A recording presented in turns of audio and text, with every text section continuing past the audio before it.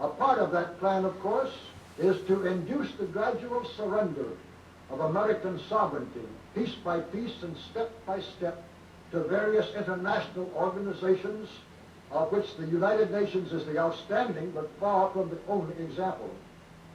Here are the aims for the United States. 1. Greatly expanded government spending for every conceivable means of getting rid of ever larger sums of American money as wastefully as possible. 2. Higher and then much higher taxes.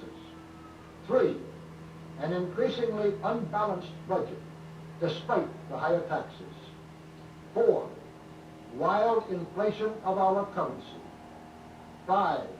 Government controls of prices, wages, and materials, supposedly to combat inflation. 6.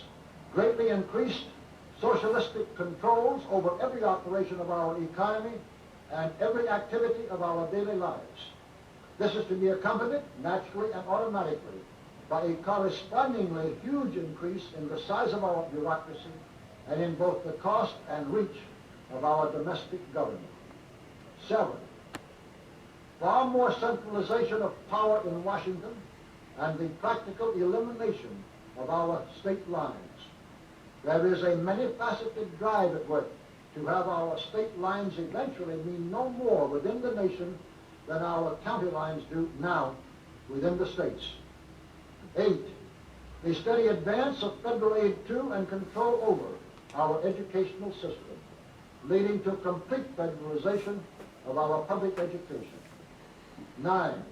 A constant hammering into the American consciousness of the horror of modern warfare, the beauties and the absolute necessity of peace.